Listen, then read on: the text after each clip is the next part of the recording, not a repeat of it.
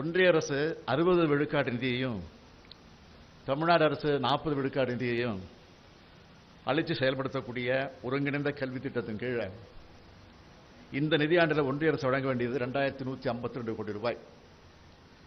இந்த தொகையில முதல் தவணை இதுவரைக்கும் தமிழ்நாட்டுக்கு வழங்கப்படலை. இந்த திட்டத்திற்கு கையெழுத்திடப்பட வேண்டிய புரிந்துணர்வு ஒப்பந்தத்தில் தமிழ்நாடு அரசு கையெழுத்திடாத இதற்கு காரணம்னு ஒன்றிய அரசுக்கு தெரிவிச்சிருக்கு. சென்னையில எல்லாமே தத்தளித்து இருக்கும் பொழுது வீட்டுல ஏசி ரூமுக்குள்ள லவ் டுடே படத்தை பார்க்கிறது இந்த முதல். இன்னொரு பக்கம் எல்லாத்துக்கும் ஆசைதான். குறிப்பா நம்முடைய முதல்வருக்கு எப்படியாவது பிரதமர் மாதிரி ஆயிரணும்னு ஒரு ஆசை. எல்லாத்துக்கும் ஆசைதான், ஆசை யாருக்கு இல்ல. எப்படியாவது பிரதமர் மாதிரி ஆகணும்னா நான் வேணா நரேந்திர மோடின்னு ஒரு பேப்பரை எழுதி கொடுக்குறேன், பாக்கெட்ல வச்சுக்கேன். காலையில எந்திரிச்ச உடனே அந்த பேப்பரை பாக்கெட்ல வச்சுக்கிட்டு அப்படியே சாயந்தரம் வரைக்கும் சுத்துங்க. நரேந்திர மோடி நீங்க நினைச்சுங்க. நரேந்திர மோடியாக ஆக வேண்டும் என்றால் 21 ஆண்டுகளிலே ஒரு நாள் கூட விடுமுறை எடுத்திருக்க கூடாது. நரேந்திர மோடியாக ஆக வேண்டும் என்றால் எந்த காரணத்துக்கும் குடும்பத்தினுடைய உறுப்பினர்களை பக்கத்தில் கூட விடக்கூடாது. தாயாக இருந்தாலும் அவருடைய தாயாக இருந்தாலும் பிரதமராக வந்த பொழுது அவருடைய தாய் 100 வயதை கடந்திருக்கக்கூடிய தாய் பிரதமரானவுடன் பிரதமரை பார்க்க வர்றாங்க டெல்லிக்கு 2014. 7 நாள் தாய் இருக்காங்க, 7 நாள். அதுக்கப்புறம் தாய் பிரதமரை பார்க்கறாங்க, பிரதமர் தாயை பார்க்கறாங்க. தாயே சொல்றாங்க, கண்ணு நான் இங்க இருந்தேன்னா வேலை கெடும், நான் பேசாம அகமதாபாத்துக்கே போயிடுறேன், நீ வேலையை பாரு, நீ நைட் 2 மணிக்கு வர்ற 3 மணிக்கு வர்ற, நான் வீட்டில் இருந்தேன்னா எனக்காக சில நேரத்தில் நீ வேகமா வர வேண்டி இருக்கும், அதனால் பொதுமக்கள் பாதிக்கப்படுவார்கள், அதனால் உன்னுடைய அரசு வேலை பாதிக்கப்படும், நீ வராது. இங்க அப்படிங்களா? முதல் ரோல ஊரே உட்கார்ந்து இருக்கிறாங்க, படம் பாக்குறாங்க, ட்ரெய்லர் ரிலீஸ் பண்றாங்க. இவங்களே ட்ரெய்லர் கூப்பிடுறாங்களா இல்லையோ, முதலமைச்சருடைய மெயின் வேலை இந்த படத்தை பத்தி சொல்றதுதான். படத்தை பார்த்து விட்டு அதை பத்தி கருத்து சொல்லுவார். இப்ப தமிழ்நாட்டில் நிறைய அரசியல்வாதிகளுக்கு வியாதியை இந்த படத்தை பார்த்துட்டு கருத்து போடுறது. முதலமைச்சர் நம்பர் 1. இதெல்லாம் நீங்கள் நரேந்திர மோடியாக ஆக வேண்டும் என்றால் கை சுத்தமாக இருக்க வேண்டும். கை சுத்தமா இருக்கு. சுத்தி இருக்கக்கூடிய அனைவருமே எப்படி டார்கெட் வச்சு ஆட்டைய போடலாம் என்ற ஒரு அமைச்சர், சாராயத்தை எப்படி வித்து வித்து பெண்களுடைய தாலியை அறுக்க வேண்டும் என்ற ஒரு அமைச்சர், வாய்க்கோளாறுனால் கண்டதெல்லாம் உளறி விவசாய பெருமக்களை பெரும் இன்னலிலே ஆழ்த்தக்கூடிய ஒரு அமைச்சர், இதெல்லாம் உங்களை சுத்தி இருக்கக்கூடிய அமைச்சர். கனவிலும் கூட நரேந்திர மோடி அவர்களுடைய நெகத்திற்கு கூட ஈடாக முடியாது. அதற்கு ஒரு தகுதி வேண்டும், அதற்கு ஒரு திறமை வேண்டும், ஆண்டவனுடைய அருள் வேண்டும். இதற்கு திராவிட மாடல்ல புதுசா ஒண்ணு கண்டுபிடிச்சிருக்காங்க. நம்முடைய அமைச்சர் சேகர் பாபு அண்ணா அவர்கள். சேகர் பாபு அண்ணா நம்முடைய கோவில்லாம் பார்த்துக்கக்கூடிய அமைச்சர். சமீபத்தில் சென்னை மேயர் பேசுறாங்க. பத்திரிகை நண்பர் சென்னை மேயர்கிட்ட கேட்கிறாங்க, அக்கா எவ்வளவு தூரம் சுத்தப்படுத்திருக்கீங்க சொல்லுங்க. உன்னை அமைச்சர் சொல்றாரு, தங்கச்சி அடிச்சு விடு அடிச்சு விடு அடிச்சு விடு. திராவிட மாடல் அமைச்சரை பொறுத்தவரை அடிச்சு விடு. யாரு கேட்க போறாங்க, யாரு படிக்க போறாங்க, யாரு டாக்குமெண்ட் எடுத்து அது 43 லட்சம் லிட்டரா, அது 32 லட்சம் லிட்டரா, அது 36 லட்சமா யாரு பாக்குறாங்க? தைரியமா ஓப்பனா பத்திரிகையாளர் முன்னாடி மைக் ஆன்ல இருக்கு. அந்த மேயர் என்ன சொல்றாங்கன்னா, ஏதோ கொசு விற்கிறேன்னு சொன்னாங்க. கொசு விற்கிறேன். கொசு விற்பதற்கு சென்னையிலே ஒரு மேயர் ஏதோ கொசு வழங்குறாங்களாமா. அது ஒண்ணுதான் தமிழ்நாட்டில் நடக்கல. தயவு செஞ்சு அதையும் பண்ணி எங்களுக்கு டெங்கலா கால்ரா ஹாஸ்பிட்டல்ல போய் படுத்துக்கிறோம். அப்படித்தான் உங்களை நம்பி ஹாஸ்பிட்டல் போறோம்னா அங்கே நம்முடைய ஃபுட்பால் வீராங்கனைக்கு தவறாக மருத்துவம் செய்து இன்னைக்கு அந்த சகோதரி இறந்து போயிருக்கிறான். இந்த அரசை நம்பி எங்கேயும் போக முடியாது. ஒருவேளை கொசு விற்கிறாங்க, தயவு செஞ்சு யாரும் வாங்கிறாது. அது வாங்குறதே டெங்கு வந்துச்சுன்னா இவர்கள் நடத்தக்கூடிய பிரைவேட் மருத்துவமனைக்கு கமிஷன் கிடைப்பதற்காகத்தான் கொசு விற்கிறாங்க. அந்த சென்னை மேயர் கொசு விற்கிறாங்க. பக்கத்தில் இருக்கக்கூடிய அண்ணன் சேகர் பாபு அவர்கள் சொல்றாங்க, அடிச்சு விடு அடிச்சு விடு அடிச்சு விடு. இதையெல்லாம் முதலாக இந்த வெட்கக்கேடான செயலை பார்க்க வேண்டும் என்பது நம்முடைய தலை விதி. நம்முடைய தலை விதி இந்த வெட்கக்கேடை பார்க்கணும். இதை போன்ற வாய் கோளாறு, நிர்வாக கோளாறு இருக்கக்கூடிய அமைச்சர்களை கேட்கணும். விலை உயருது விலை உயருதுன்னு சாராயத்தை உயர்த்திட்டானுங்க. குறிப்பா இந்த தீபாவளிக்கு பாத்தீங்கன்னா இந்தியால எங்கேயும் இல்லாத அளவுக்கு அது 600 கோடியா 700 கோடியான அமைச்சருக்கே குழப்பமா இருக்கு. இன்னும் வாங்குற கமிஷன் வந்து சேரல. அதனாலதான் பத்திரிகை நம்பர் 550 சண்டைக்கு வர்றாரு. ஒரு பத்திரிகையாளர் 600 அதுக்கு சண்டைக்கு போறாரு. எத்தனைன்னு அவங்களுக்கே தெரியல.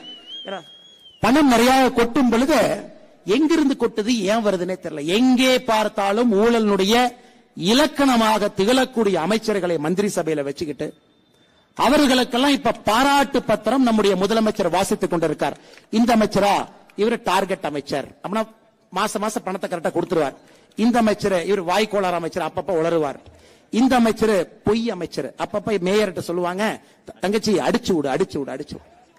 இதை போன்று ஒரு மோசமான ஆட்சியை தமிழக வரலாற்றிலே யாரும் பார்த்தது கிடையாது. காமராஜர் ஐயா மாதிரி வீட்டுக்குள்ள எப்படி இருந்தார்களோ அதே போல வீட்டிற்கு வெளியேயும் இருக்க வேண்டும். அவர் தலைவர். வீட்டிற்குள்ளே ஒரு மாதிரி, வீட்டுக்கு வெளியே ஒரு மாதிரி, பேசுறப்ப ஒரு மாதிரி, பப்ளிக்ல ஒரு மாதிரி. எத்தனை வேஷம் ஐயா போடுவீர்கள், எத்தனை வேஷம் போடுவீங்க ஒரு நாளைக்கு? காலையில எந்திரிச்சதுல இருந்து நைட்டு தூங்குற வரைக்கும் வேஷமாக போட்டு போட்டு போட்டு திமுக என்கின்ற கட்சி இன்னைக்கு ஆட்சியில் இருக்கு. இது நேர்மையாக இருக்கக்கூடிய ஒரு மனிதனுக்குமே அது அவமானம் தான். நேர்மையாக வாழ வேண்டும் என்று நினைக்கக்கூடிய ஒரு மனிதனுக்கும் அது அவமானம் தான். நியாயமாக நானே கஷ்டப்பட்டு சம்பாதித்து அந்த பணத்திலே என்னுடைய உணவை உண்ண வேண்டும் என்று நினைக்கக்கூடிய ஒரு மனிதனுக்கும் திமுக ஆட்சியில் இருப்பது அவமானம் தான். அதில் எந்த மாற்று கருத்தும் இல்லை. அதை அப்புறப்படுத்த வேண்டியது நம்முடைய கடமை. அப்புறப்படுத்தணும். அதற்கு ஒரு வழியே இல்லை, கடுமையா உழைக்கணும். அந்தியூர்ல நீங்க காலையில 10 மணில இருந்து வெயில நிக்கிறீங்க, தேவை. காரணம், அனைவரும் இணைந்துதான் இதை செய்ய முடியும். தனி மனிதன் செய்ய முடியாது. அனைவரும் இணைந்து ஒருவரும் தன்னை நரேந்திர மோடியாக உணர்ந்து கொள்ள வேண்டும். நான் நரேந்திர மோடி என்று நினைக்க வேண்டும். அவர் என்ன செய்கின்றாரோ அதை இங்கே என்னால் செய்ய முடியும் என்று நீங்கள் நம்ப வேண்டும். அப்படி இருக்கும் பொழுது தமிழகத்திலே ஒரு மாபெரும் எழுச்சி ஏற்படும். எனக்கு அசைக்க முடியாத நம்பிக்கை இருக்கு. எத்தனை நாட்களுக்கு மக்கள் இதை பார்த்து ஏமாறுவார்கள்? எத்தனை நாளைக்கு இதை பார்க்கறாங்க? எத்தனை நாளைக்கு சகிக்க முடியும்? சைக்கிள்ல போறாங்க, படத்தில் நடிக்கிறாங்க, படத்தை ரிலீஸ் பண்றாங்க. கேட்டா திடீர்னு ரப்பர் செருப்பு போட்டுட்டு ஒரு 80 லட்சம் ரூபாய் கார்ல இருந்து இறங்கி வந்து கை கொடுக்கறாங்க. கேட்டா ஏழைகளுடைய பாதுகாப்பு.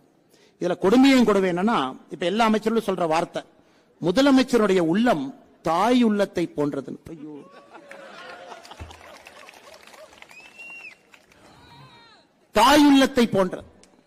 தாயுள்ளத்தை போன்ற ஒரு முதலமைச்சர் சொத்து வரியை 150% உயர்த்துவாரா? தாயுள்ளத்தை போல இருக்கக்கூடிய முதலமைச்சர் சாராயத்தை ரோடிலே வலிய விட்டு சகோதரனுடைய தாலியை அறுப்பாரா? தாயுள்ளத்தை போல இருக்கக்கூடிய ஒரு முதலமைச்சர் மின்சார கட்டணத்தை 64% உயர்த்துவாரா? தாயுள்ளத்தை போல இருக்கக்கூடிய முதலமைச்சர் சென்னையில் 60 வருஷமா மக்களை வெள்ளத்துல வேட்டியை மடிச்சு கட்டிக்கிட்டு சேலையை தூக்கிட்டு போக வைப்பாரா? இதெல்லாம் தாயுள்ளத்தை போல இருக்கக்கூடிய முதலமைச்சர். இந்த முதலமைச்சர் நீங்க தாயுள்ள முதலமைச்சர்னு சொன்னா என்ன நடக்கும்னு யோசிச்சு பாருங்க. அதனால் சகோதர சகோதரிகள், நேரம் வந்துவிட்டது. களத்திலே பணி செய்ய வேண்டிய அவசியம் நமக்கு இருக்கிறது. களத்துல பணி செய்யணும், கீழே இறங்கணும், வீடு வீடாக, பூத்தாக. இன்னைக்கு எவ்வளவு உற்சாகமாக 3 மணி நேரமாக இளைஞர்கள் அங்கே, பெண்கள் இங்கே, சகோதரிகள் இங்கே, நம்முடைய தொண்டர்கள், மூத்த நிர்வாகிகள் எவ்வளவு உற்சாகமாக நின்று கொண்டிருக்கின்றீர்களோ, இந்த உற்சாகம் என்பது இன்னும் 16 மாதங்கள் நம்மோடு இருக்கு. திமுக ஆட்சிக்கு வந்த பிறகு தொடர்ச்சியாக எதை செய்கின்றார்களோ இல்லையோ, ஒரு விஷயத்தையும் பார்த்து விலையை உயர்த்தி கொண்டிருக்கின்றார்கள். நம்முடைய முதலமைச்சர் காலையில தூங்கி எந்திரிச்சோன்னு இன்னைக்கு என்னப்பா விலையை உயர்த்தலான்னு தான் யோசிக்கிறார். இன்னைக்கு எதப்பா உயர்த்தலான்? ஒரு அமைச்சர்களுமே முண்டி அடித்து போட்டி போட்டு, ஐயா நான் உயர்த்தி காட்டுகின்றேன் இதை விட அதிகமாக ஒரு அமைச்சர், இதை விட நான் உயர்த்தி காட்டுகின்றேன் ஒரு அமைச்சர், போட்டி போட்டு திமுக ஆட்சிக்கு வந்த பிறகு எத்தனை விலையை உயர்த்திருக்கின்றார் என்று பாருங்கள். ஆட்சிக்கு வந்தவுடன் கட்டுமான பொருட்களுடைய விலையை உயர்த்தி இருக்கின்றார்கள். அது முடிந்தவுடன் உடனடியாக சொத்து வரியை உயர்த்தி இருக்கின்றார்கள். சொத்து வரி பெரிதா, சொத்து பெரிதா என்று சொல்லும் அளவுக்கு மக்கள் குழம்பி போய் கிடக்கின்றார்கள். அந்த சொத்தை வித்துனா கூட சொத்து வரியை கட்ட முடியாத அளவுக்கு வரியை உயர்த்தி இருக்கின்றார்கள். 100%, 150%, 200%. அதெல்லாம் முடிந்த பிறகு மாநகராட்சியில குடிநீரினுடைய வரியை உயர்த்தி இருக்கின்றார்கள்.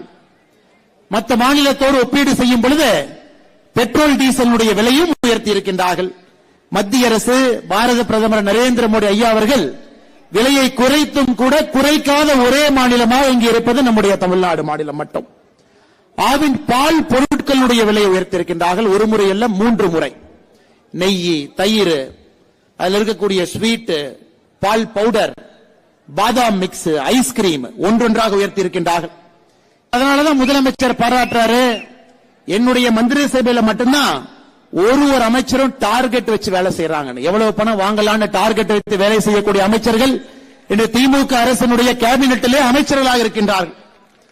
தமிழகத்தினுடைய கனிம வள கொள்கை அதுவும் கூட உயர்ந்திருக்கிறது. எங்கே பார்த்தாலும் மண் திரட்டு, எங்கே பார்த்தாலும் கூட கனிம வளத்தினுடைய திருட்டு அதுவும் உயர்ந்திருக்கிறது. இதெல்லாம் பத்தாது என்பதற்காக சட்ட ஒழுங்கு சீர்குலைந்து அதனால் ஏற்படக்கூடிய குற்றங்களும் உயர்ந்திருக்கிறது.